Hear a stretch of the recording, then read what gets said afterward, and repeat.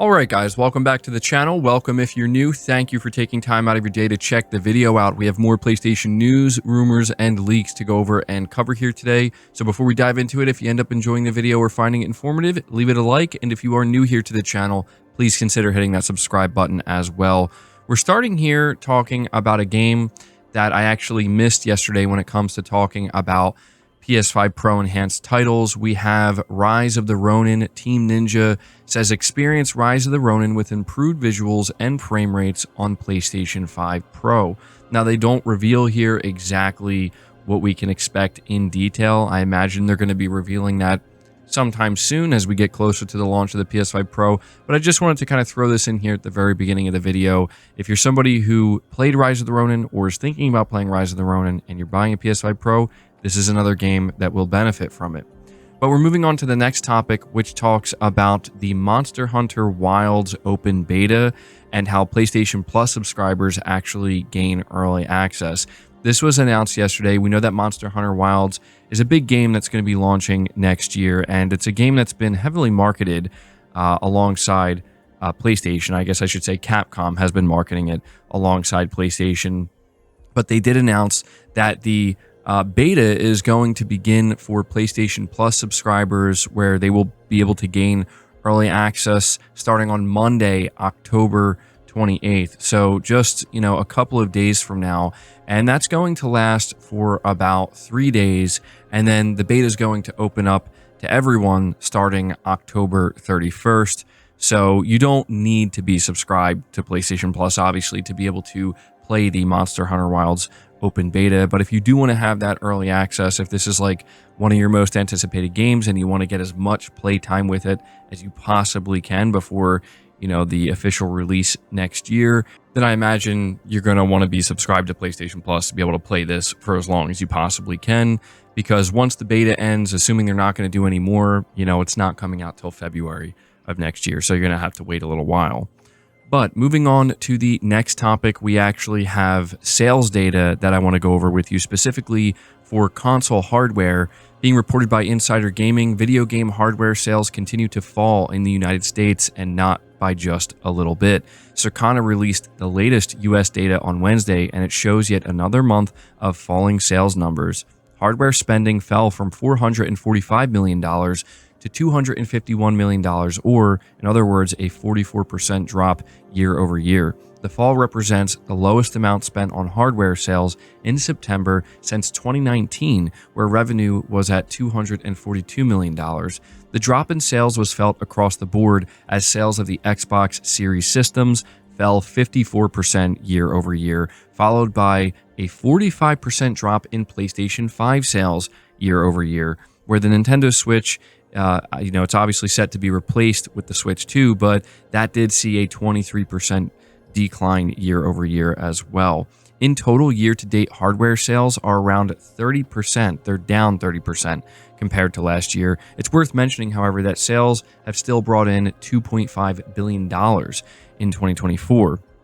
So this is something that I thought was absolutely worth bringing up here, because we've kind of been paying attention to the sharp drops in things like the Xbox Series X and S, and kind of trying to figure out what is the cause of that. And obviously we see some of the decisions that Microsoft has been making, and it seems fairly obvious, they're not really incentivizing anybody to actively choose the Xbox Series consoles over, say, the PS5 or even PC for that matter. And we look at the Switch and we kind of see a decline there because, the Switch did what it was supposed to do. It cleaned up, and everybody at this moment in time is just waiting for the Switch 2 announcement, so it makes complete sense that there's going to be a drop. But now we're seeing a pretty significant drop for the PlayStation 5. Now, there are two things here we might want to consider. I'm not saying that this explains the drop, but it's just two things we want to keep in mind. Number one, in 2023, that was the first year where the PS5 was no longer suffering from a shortage.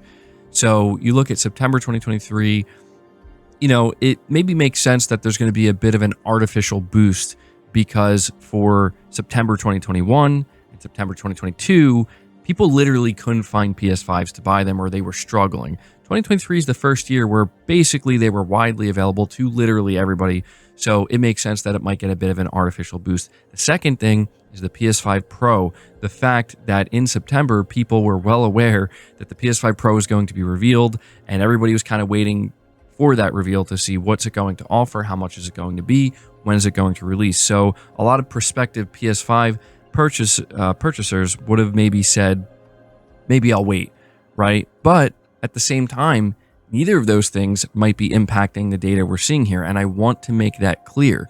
We do not know whether or not these two factors I just listed are actually what is leading to a 45% decline. What we do know is that the PS5 and its sales for September in 2024 have dropped quite substantially. So it's going to be very interesting to get the sales data for the holiday season, October, November, December, going into January, to see if this turns around. And if it does turn around, how much will it turn around, right? Like, how much is Sony really expecting to do with the PS5 this holiday?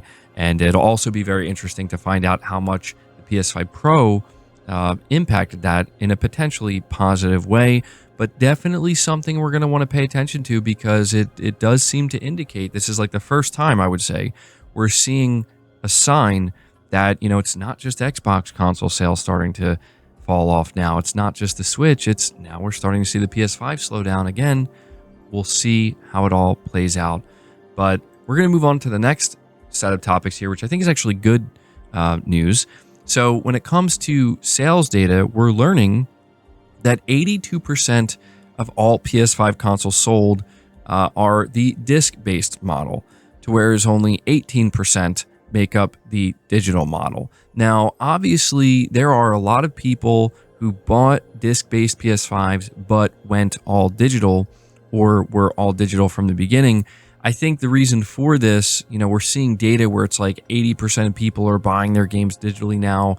So how does it make sense that 82% of all these PS5 sales are disc-based? It's because the digital model was not as mass-produced as the disc model, and it was just simply harder to come by. So a lot of people basically opted to buy the disc-based model because it was the only one available, even though they knew they were going to be buying their games digitally. And Sony probably saw that as a benefit, because it's like, well, you know, it's $100 more for the disc model. But either way, you know, it does maybe give me a little bit of hope, right, that we will continue to see disc-based consoles sell relatively well, or at least well enough to justify their existence, right? At least you would hope. But continuing with even better news here, Astro Bot seems to be on track to do pretty well overall. I don't know if I'm going to say it's going to do insanely well, but we are getting more sales data here where it's been revealed that it took the number 2 spot for September in overall sales in the US. So the only game that actually outsold it was FIFA, which is, I mean, it's not called FIFA anymore, but that's the only game that outsold it. So I would say with that in mind, Astro Bot's doing pretty well. Now, it does say Astro Bot debuted as the 25th best-selling game of 2024. Now, I don't know how I feel about this 25th. That's not bad, right? As in, like, right out of the gate, it's in the top 25, and it's only going to do better and move up that chart as time goes on. But I don't know that this is indicative of the game being like a mega sales success, right? It seems like it's doing relatively well. It seems like at the very least, it's selling well enough to make Sony feel happy and confident in the game, make Team Asobi feel good about it, and basically secure a sequel, another Astro Bot game. So I look at this as good news. I wanted to share it with you guys. But we're moving on to the final topic, which talks about Digital Foundry's analysis of Horizon Zero Dawn Remastered and how, according to them, it's actually a really worthwhile upgrade. And I think this is worth highlighting because a lot of people obviously are like, well, do we need a remaster for Horizon Zero Dawn? I mean, realistically, I think most people are going to say, no, we don't. But if we're going to get one anyway, the next question people are going to ask is it really going to be worth it? Well, if you're somebody who is only going to be paying the $10 for the upgrade, it seems like it's absolutely going to be worth it, because if you watch this Digital Foundry analysis, they're basically saying that, and I'm not going to quote them, but directly, but the paraphrase is essentially John Linneman of Digital Foundry, after analyzing Horizon Zero Dawn Remastered, is saying it's actually closer in line to something like what we saw Bluepoint do with Demon Souls or Shadow of the Colossus. Now, he's not saying it's exactly the same, but he's saying it leans actually closer to something like that, what would be considered like remake territory, than it does to something that we would just consider a simple, basic remaster. And I think that's actually quite substantial coming from Digital Foundry, because again, most people who are even going to consider this are only going to have to pay $10.